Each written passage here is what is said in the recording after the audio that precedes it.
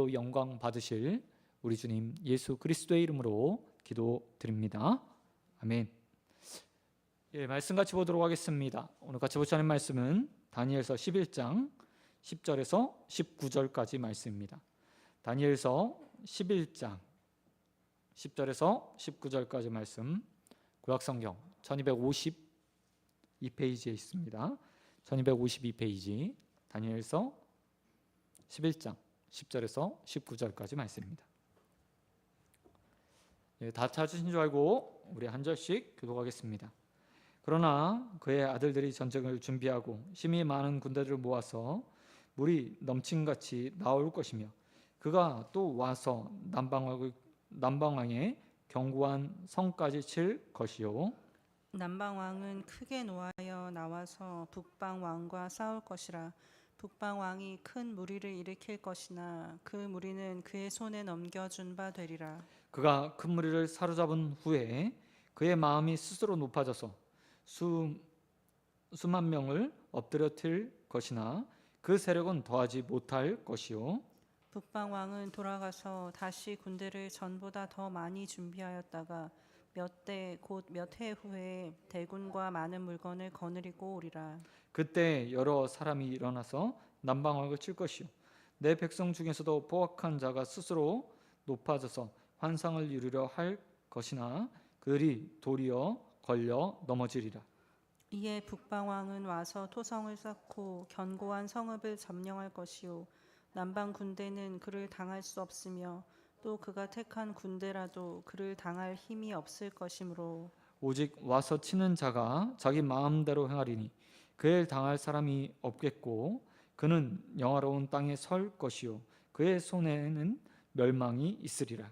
그가 결심하고 전국에 힘을 다하여 이르렀다가 그와 화친할 것이요 또 여자의 딸을 그에게 주어 그의 나라를 망하게 하려 할 것이나 이루지 못하리니 그에게 무익하리라. 그 후에 그가 그의 얼굴을 바닷가로 돌려 많이 점령할 것이나 한 장군이 나타나 그의 정복을 그치게 하고 그 수치를 그에게로 돌릴 것이므로 그가 드디어 그 얼굴을 돌려 자기 땅 산성들로 향할 것이나 거쳐 넘어지고 다시는 보이지 아니하리라. 아멘. 아멘. 오늘 말씀 가지고 하늘의 지혜를 구하며 살라. 하늘의 지혜를 구하며 살라라는 제목으로 말씀 같이 나누어 하겠습니다. 오늘 본문은 지난 시간에 보았던 다니엘서 11장 연속성상에 있는 말씀입니다. 우리는 지난 시간 북방 왕조와 남방 왕조, 헬라 제국에서 세워졌던 두 왕조의 모습을 보았습니다. 그리고 이제 시간을 흘려서 오늘 본문에 보니까 다음 세대, 그러니까 우리가 지난 나누었던 말씀 그 위에 다음 세대들이 나타나서 전쟁을 하는 장면이 기록되어 있습니다. 남방 왕조는 프톨레미오스 왕조입니다. 우리 헬라의 제국 가운데 4개로 분할된 제국 가운데 하나입니다. 이 왕조는 주전 31년, 그러니까 예수님께서 이 땅에 오시기 31년 전에 멸망하게 됩니다. 또한 북방 왕조는 셀루쿠스 왕조이고 주전 65년에 조금 더 일찍 한 30년 남방 왕조보다 30년 앞서 멸망당하게 됩니다. 이 둘이 로마에 의해서 멸망하기까지 이 두 사이에서 일어난 전쟁들을 본문이 다루고 있습니다. 다니엘서 11장이요. 그 전쟁들을 계속해서 다루고 있어요. 왜 이 전쟁을 다루고 있는가? 그것은 다른 것이 아니라 이스라엘과 유대인들의 삶에 지대한 영향을 끼쳤기 때문입니다. 우리가 계속해서 보았듯이 다니엘은 바벨론 포로기를 살았고 그 다음에 페르시아 제국의 포로로 살게 됩니다. 잠깐 사는 그곳에서 페르시아 제국에서 총리로 살면서 인생을 마무리하게 되죠. 그때 다음 페르시아 제국의 다음에 일어날 왕국에 대해서 환상을 보았습니다. 그게 바로 헬라 제국이고요. 오늘 본문 다니엘서 11장에 기록된 그 제국의 이야기들을 보게 된 겁니다. 그런데 이 헬라 제국은 아주 오랫동안 무려 300년이 넘는 기간 동안 이스라엘에 영향을 주면서 이스라엘을 정복하고 다스리게 됩니다. 그렇기 때문에 다니엘이 이것을 보는 것은 굉장히 중요한 일이었습니다. 왜냐하면 이것을 통해서 이스라엘 백성들에게 이런 상황들이 벌어질 것이고 이 모든 상황들이 다니엘서 주제처럼 하나님의 주관과 역사 가운데 이루어지고 있다라는 것을 보여주고자 했기 때문입니다.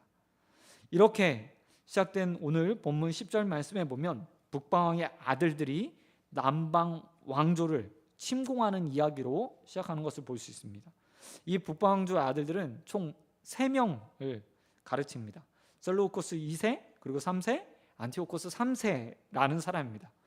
이 왕조, 북방왕조들은 지속적으로 남방왕조를 침공해서 그 영토를 빼앗고 싶었습니다.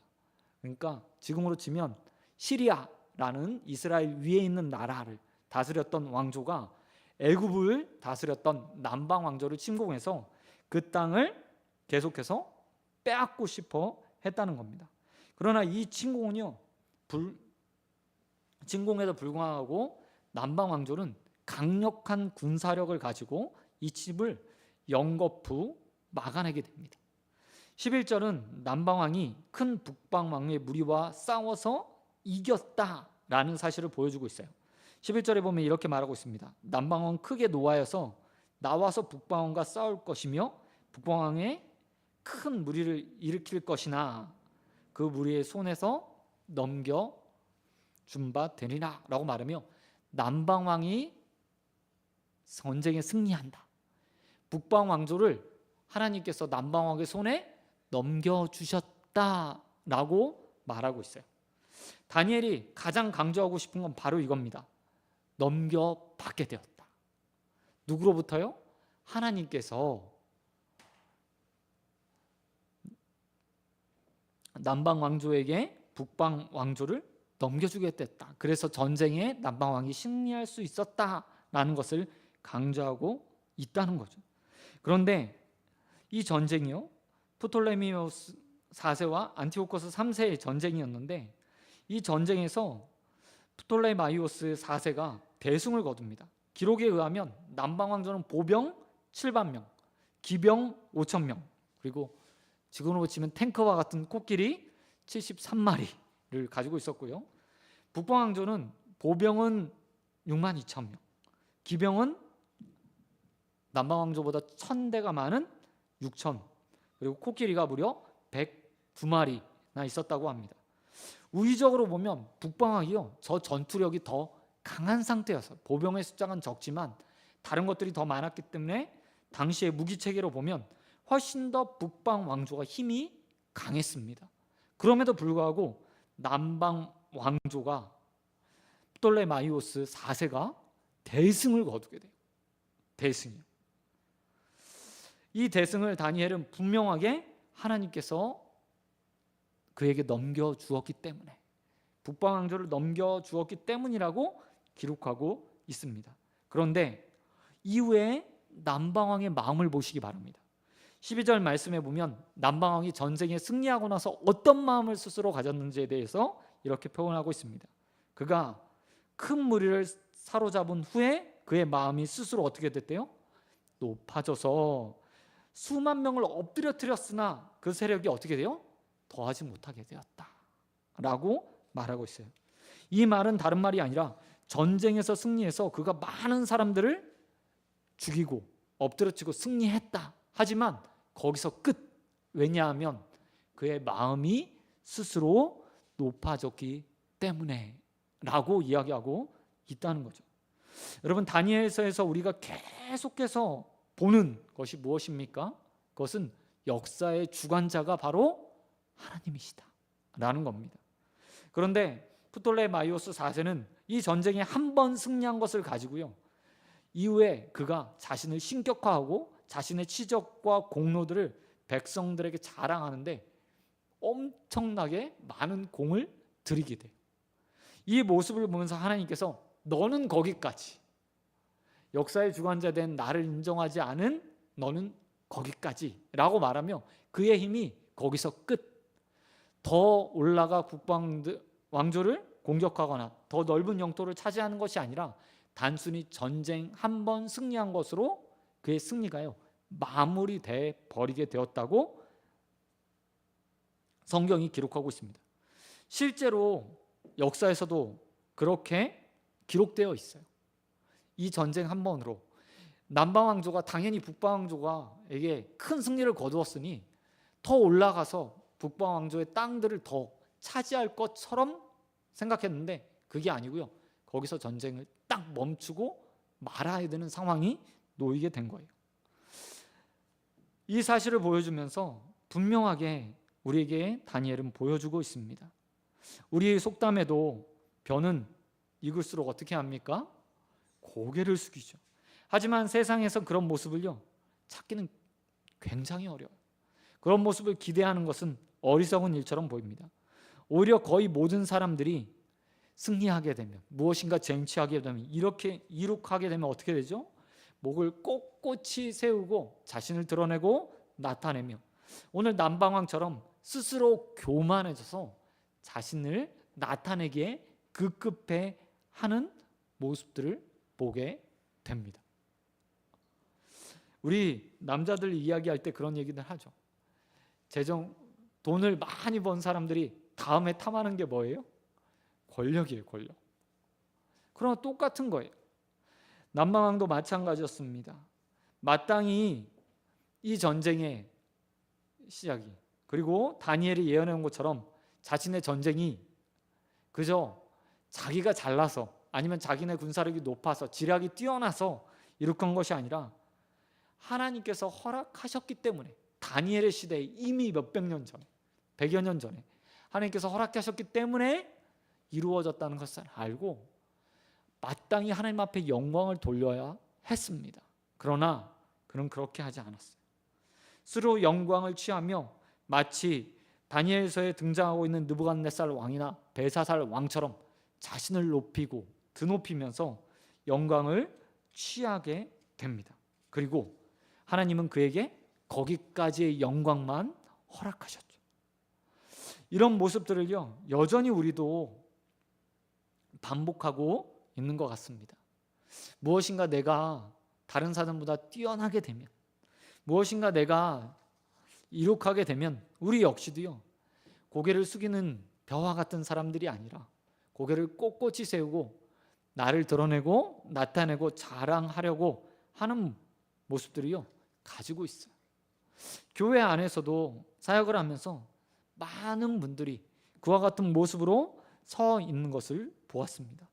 그러나 그 모든 것들은 인생의, 그리고 또한 성도의 작은 삶에도 그 역사를 주관하시고 또 삶을 허락하시고 인생의 걸음을 인도하시는 하나님께서 다 인도해 주시는 거예요. 그러면 우리가 해야 될 것은 무엇입니까? 고개를 숙이고 하나님 앞에 그 영광들을 돌려야 하는 것이죠. 저와 여러분도 이런 남방왕과 같은 어리석음을 범하지 않게 되길 주님의 이름으로 축원드립니다. 하나님께서 역사만 주관하는 것이 아니죠. 성도의 삶, 이 땅에 우리의 인생들도 다 주관하시고 이끌어 가고 계십니다. 때로는 우리에게 필요한 것들을 공급해 주시고 지혜도 주시게 하고 또 지략도 주시고 또 선택할 수 있는 마음도 허락해 주셔서 우리의 삶을 이끌어 가고 계세요. 그러면 우리는 그때마다 당연히 마땅히 우리 인생의 주인 되시는 하나님을 향해서 영광을 돌려야 합니다. 저와 여러분이 그렇게 언제나 우리의 삶의 모든 것이 하나님께 영광으로 돌려질 수 있도록 살아가고 또한 마땅히 하나님 앞에 영광을 돌리는 성도들의 삶을 사시게 되길 우리 주님 예수 그리스도의 이름으로 축원드립니다. 그런가 하면 이렇게 패배한 북방 왕조의 왕 안티오코스 3세가 그러면 전쟁을 그 다음부터 끝냈는가? 아니에요. 다시 남방 왕조의 전쟁을 준비하게 됩니다. 본문 12절 말씀에 보면 큰 무리가 사로잡았고 이제 전쟁이 끝난 것처럼 보였습니다. 근데 13절에 보니까 이렇게 기록하고 있어요. 북방 왕은 뭐 한답니까?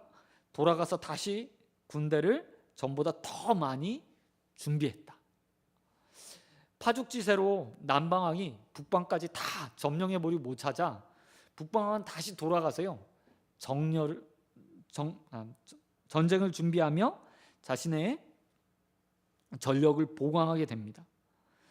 주전 202년, 그러니까 첫 번째 전쟁이 있고 나서요, 무려 15년 동안 전쟁을 준비해요.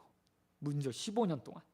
그리고 주전 202년에 다시 북방왕이 남방왕을 치려고 내려옵니다. 근데 공교롭게도 이때는 남방왕이요, 이전의 남방왕은 죽고 그의 아들이 막 왕이 된 시기였어요. 왕권이 온전하게 견고하지 않았던 때였습니다. 뿐만 아니라 더욱이 남방왕에 또 다른 어려움이 생겼는데요, 단순히 북방왕조만 침공한 것이 아니라 다른 나라에서도 남방왕조를 치게 돼요. 뿐만 아니라 14절 말씀해 보니까 내 백성 중에도 라고 말하며 하나님의 백성 중에서도 남방왕의 반역을 꾀했다고 표현하고 있어요. 당시 이스라엘 땅은 남방왕조의 지배 아래 있었습니다. 그러니까 애굽 왕조로 중심으로 한 그곳에 지배를 받고 있었어요. 그런데 오랫동안 지배를 받으면서 이들이 독립을 꾀하고 있는 상태였거든요. 근데 북방왕이 남방을 다시 치러 가는 거예요. 이때 이스라엘의 몇몇 사람들이 이것이 좋은 기회다 라고 생각하며 북방왕이었던 안티오코스 3세를 도와서 이스라엘과 예루살렘 땅을 정복할 수 있도록 도와주게 됩니다. 그래서 이스라엘 땅 그리고 애굽 젖병까지 다 북방왕이요 차지해 버리게 돼요. 첫 번째 전쟁은 패배했지만 두 번째 전쟁에서요, 그가 이제 전쟁에 승리하게 됩니다. 그런데 14절 말씀해 보니까 하나님께서 그들의 미래, 이스라엘 백성들이 훗날 이와 같은 선택을 한 후에 어떤 결과를 맞게 되는지에 대해서 14절 하반절에 기록하고 있어요. 이스라엘 사람들은 정치적으로 눈을 부릅뜨고 언제 독립할 수 있을까? 우리가 더 큰 힘을 누리면서 더 편안한 삶을 살 수 있을까? 자신의 지략과 책략을 가지고 그 모든 것들을 국제 정세를 살피며 그 가운데 타이밍을 보고 있었습니다. 그리고 북방왕이 남방왕을 칠 때 북방왕을 도와서 나중에요, 그들이 정치적으로, 경제적으로 또 종교적으로 더 많은 이득들을 취하는 것처럼 보였어요. 근데 문제는 무엇이냐면 하나님의 말씀처럼 결국 그 일이 그들에게 걸림돌이 되어서 이스라엘 백성들을 넘어뜨리는 수단이 되어버리게 됩니다. 하나님이요, 앞으로 일어날 100년 뒤에 일어날 100년이 훌쩍 넘은 이에 일어난 일들, 이스라엘의 선택들, 하나님께 묻지 않고 자신의 지략과 모략으로 선택한 일 가운데 그들이 어떤 결과를 맞게 될지에 대해서 보여주신 거예요. 안티오코스 3세 때는 그를 도왔던 유대인들에게 굉장히 안티오코스 3세가요 호의적으로 대해줬습니다. 그래서 더 많은 자치권과 세금 감면 등과 같은 혜택들을요 많이 부여했어요. 뿐만 아니라 종교적인 자유도 허락하면서 그들이 하나님을 섬기는데 큰 어려움 없이 성전을 유지할 수 있도록 만들어 주었습니다. 그런데 앞에 말씀드렸듯이 오늘 본문 14절에 이야기하는 것처럼 그게 걸림돌이 되었다고 했잖아요. 바로 안티오코스 3세가 죽고 그의 아들이 다음에 왕이 되었을 때 상황이요 전혀 달라지는 거예요. 이스라엘 백성들은 안티오코스 4세가 등극한 이후에 경제적으로, 정치적으로 압박을 받기 시작했습니다. 뿐만 아니라 가장 큰 문제가 있었는데 이가요 종교를 탄압하기 시작했어요. 안식일을 폐하여 버리고 하나님 앞에 예배 드릴 수 없도록 만들었습니다. 뿐만 아니라 성전에 자신의 우상을 세우고 그곳에 자신을 절하도록, 유대인들이 절하도록 만들어 버리게 된 거예요. 근데 이 선택이 무엇 때문이었다고요? 이스라엘의 꾀, 이스라엘의 지혜, 이스라엘 백성들이 지금 상황을 다 바꾸어 보고자 했던 그 마음 때문에 생긴 일이었다는 거예요. 근데 안타깝게도 다니엘이 지금 100여 년 전에 이 모든 것들을 뭐 하고 있어요? 예언하고 있어요. 보여주고 있었다는 겁니다. 그럼에도 불구하고 이스라엘 백성들은 그 실수를요 그대로 범하게 돼요. 하나님께서는 다니엘을 통해서 먼 미래 앞으로 일어나게 될 다음 세대, 다음 제국에서 일어날 일들에 대해서 다니엘을 통해서 다 보여주셨어요. 근데 하나님의 백성인 이스라엘 백성들이 그 하나님의 말씀, 기록된 하나님 말씀, 보여진 하나님 말씀, 들려진 하나님 말씀에 귀를 기울이지 않고 눈을 닫았기 때문에 그들이 하나님께서 보여주신 것에서 보여주신 것을 보며 반면교사로 삼아서 그들의 삶을 바꿔가는 것이 아니라 그대로 행하며 결국 하나님께서 예언하신 그 어려움들을 스스로 자초하게 되었다는 겁니다. 이게 얼마나 어리석은지 모릅니다. 얼마나 미련한 짓입니까? 우리가 자녀를 양육하면서 때로는 누군가에게 인생을 먼저 살았기 때문에 야 그건 옳지 않아, 그렇게 하면 꼭 어려움 당하게 될 거야 라고 잔소리하지만 결국 그렇게 잔소리 들었던 사람이 똑같은 실패를 하는 거랑 똑같아요. 근데 이스라엘 백성들만 그럴까요? 아니면 우리의 조언들을 듣는 사람들만 그럴까요? 아니요, 결코 그렇지 않다는 거죠. 하나님께서 끊임없이 성경을 통해서 이런 삶이 오라, 이게 맞아, 이렇게 하면 내가 너희에게 복 줄 거야, 이렇게 하면 너희가 나에게 분명 해를 입게 될 거야, 벌을 받게 될 거야, 징계를 받게 될 거야 라고 알려주시고 보여주셨어요. 근데 문제는 무엇입니까? 우리가 그것을 마치 소 귀에 경 읽는 것처럼 하나님 말씀을 한 귀로 듣고 한 귀로 흘러버리며 이스라엘 백성들처럼 똑같은 실수를 반복한다는 거죠. 그런 면에서 우리는 우리의 삶을 좀 이스라엘 백성들의 모습을 보면서 돌아볼 필요가 있을 것 같아요. 혹시 나는 하나님이 이미 나에게 이렇게 앞날을 보여주셨고 나의 삶의 잘못된 방향들을 지적해 주셨는데 다 보고 있으면서도 그 말씀을 한 귀로 듣고 한 귀로 흘리는 자가 아닌가 살펴보는 이 저녁이 되길 소원드립니다. 어리석은 일들을 똑같이 반복하면 그때는 고의가 되는 거죠. 한 번은 실수이지만 두 번, 세 번 반복하면 어리석음과 고의가 되는 거예요. 그러면 하나님도 그런 우리를 향해서 회초리를 들고 빼들고 징계할 수밖에 없어요.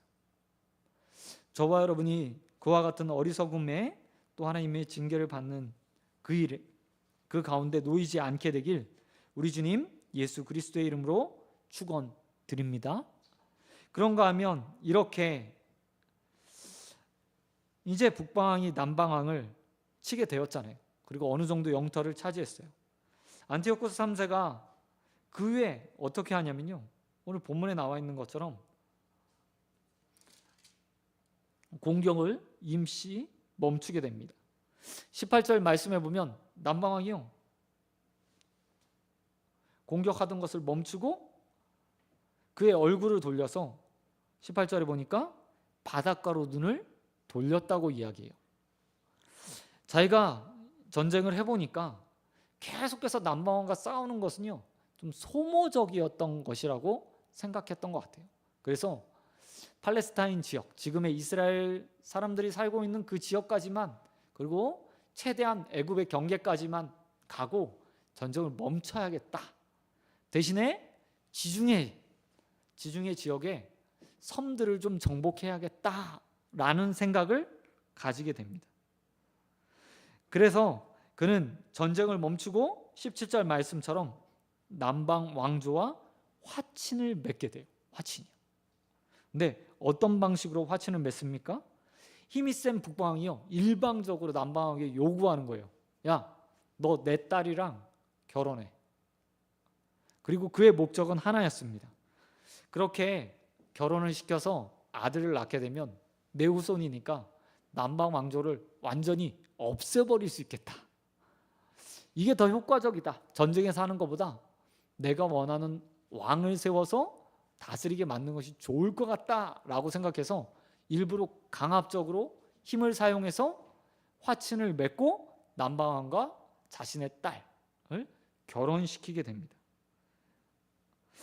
꽤 괜찮은 방법이라고 그는 생각했던 것 같아요. 그리고 나서 이렇게 화친을 맺은 후에 안티오코스 3세는 이제 지중해 쪽의 섬들을 정복하러 나갑니다. 그런데 몇 번은 승리하게 돼요. 그러나 18절 말씀처럼 한 장군, 노마의 장군이 나타나서요, 그의 진출을 막아버리게 됩니다. 막아버리게 돼요. 그는 이후에 어떻게 되냐면요, 노마의 전쟁에서 대패를 하게 됩니다. 그리고 나서 자신이 다지던 북방 왕조로 돌아왔는데 문제가 생겼어요. 백성들이 크게 전쟁에 패배한 이 왕을 미워하고 싫어해서 암살해버려요. 사실 안티오코스 3세는 더 많은 영토, 더 많은 것들을 취하고 또 지혜를 내서 남방 왕조까지 다 얻고 자기가 원하는 섬들, 지중해 연안의 섬들도 다 정복하겠다는 야욕을 가졌어요. 하지만 그 야욕은 결국 자신의 죽음을 자초하는 일로 변해버리게 됩니다. 그런데 더 놀라운 것은 그가 이렇게 전쟁에 실패했던 가장 큰 이유가 뭐냐면요, 자신의 딸, 남방 왕조에 시집 보냈던 자신의 딸 때문이었어요.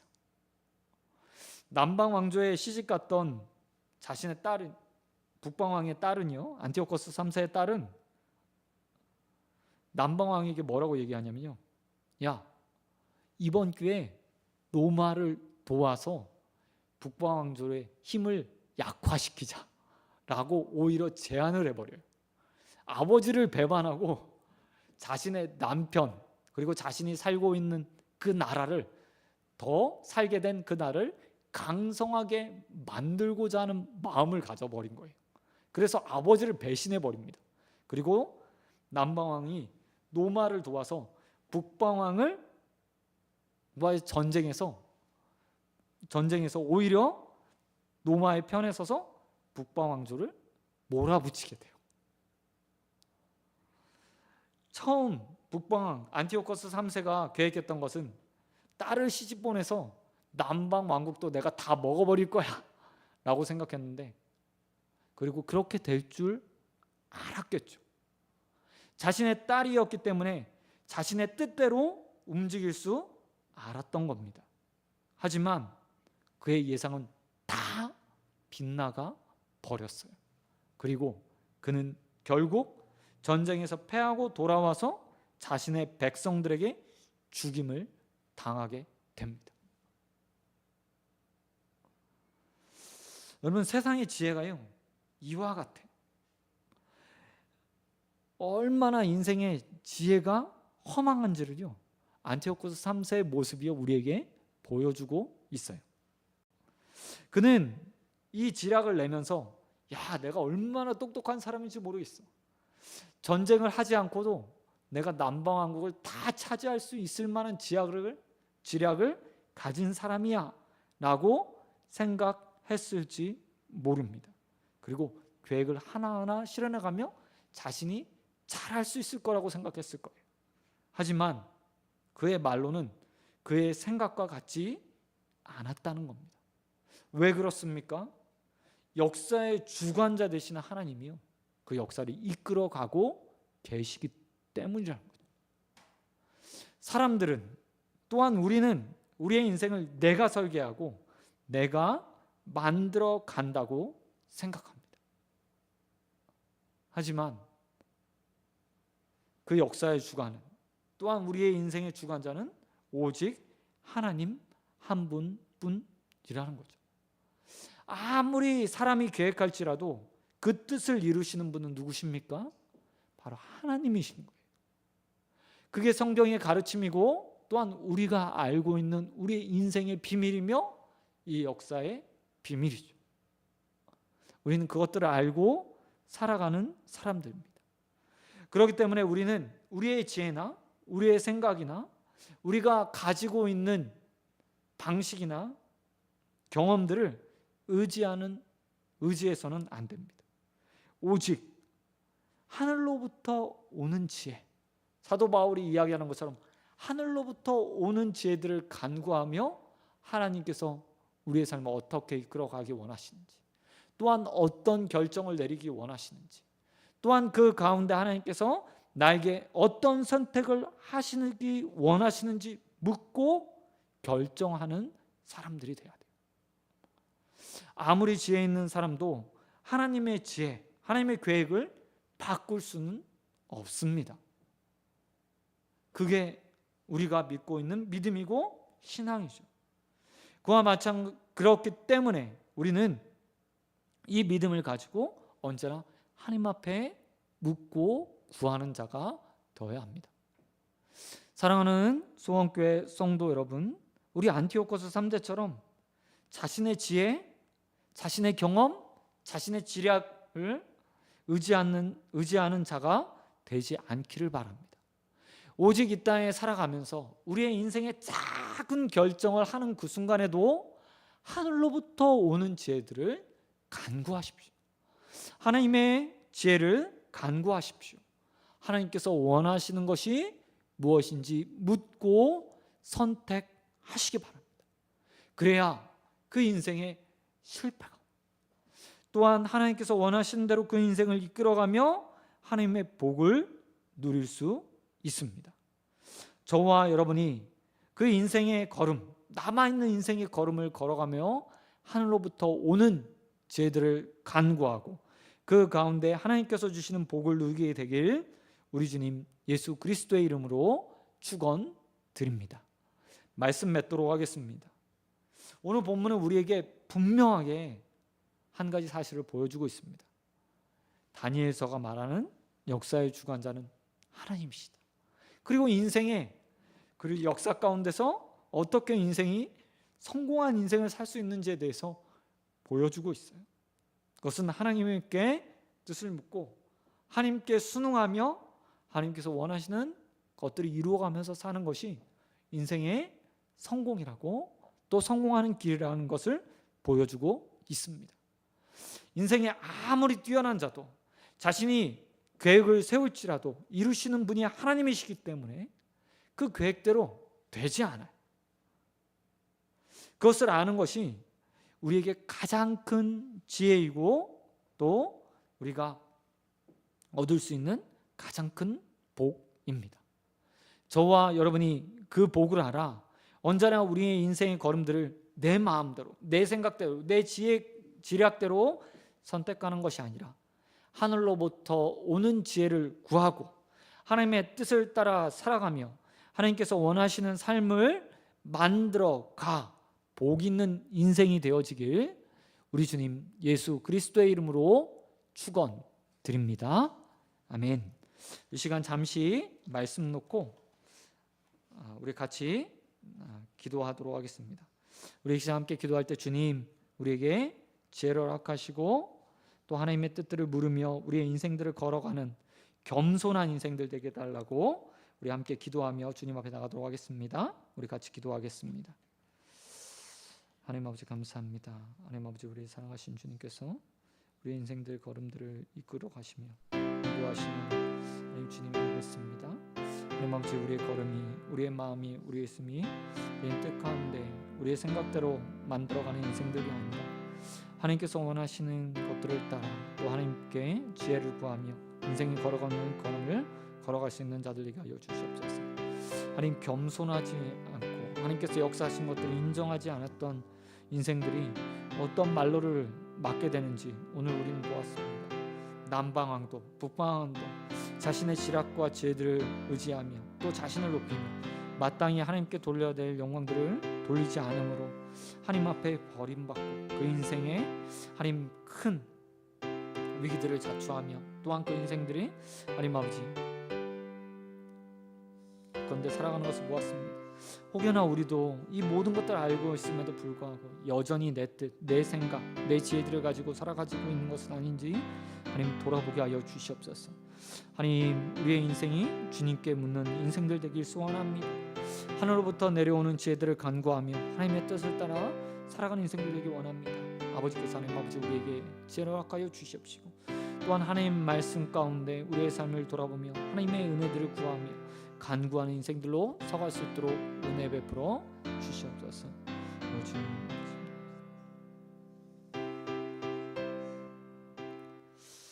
사랑과 은혜가 풍성하신 하나님 아버지 감사드립니다. 하나님 우리를 사랑하셔서 오늘도 또 하나님 말씀 듣게 하신 하나님 너무나 감사드립니다. 어리석은 남방왕처럼 마땅히 돌려야 될 하나님의 영광을 하나님께 돌려갈 영광을 스스로 취하며 겸손하지 못한 인생으로 우리가 살고 있는 것은 아닌지 돌아보게 하여 주시옵시고 또 귀한 하나님의 말씀이 우리에게 이미 주어졌음에도 불구하고 내 뜻, 내 생각을 가지고 인생들을 설계하고 있는 것은 아닌지 돌아보는 시간 되게 하신 너무나 감사드립니다. 뿐만 아니라 여전히 아니면 우리의 지략과 지혜와 경험과 지식들을 가지고 내 인생을 설계하며 내 인생의 주인이 바로 나인 것처럼 살고 있는 것은 아닌지 돌아보게 하시는 하나님 너무나 감사드립니다. 인생의 그 걸음을 계획할지라도 이루시는 것은 오직 하나님임을 믿고 하나님 하늘로부터 오는 지혜들을 구하며 우리의 인생 걸음걸음을 주님께 묻는 인생 되게 하여 주시옵시고 또한 그 물음 가운데 주시는 답을 가지고 우리의 길을 선택하며 그 가운데 하나님께서 원하시는 복들을 누리는 우리 소원교회 모든 성도들 되어줄 수 있도록 은혜 베풀어 주시옵소서. 세상에 지혜 없는 자들처럼 살아가지 않게 하여 주시옵시고 온전하게 이미 보여주신 그 은혜들을 누리며 살아가며 복 있는 인생으로 우리의 여생들을 온전하게 하나님 앞에 영광 돌리는 인생들 되어줄 수 있도록 은혜 베풀어 주시옵소서. 하나님 또한 이제 예배를 마치고 또 세상으로 나아갑니다.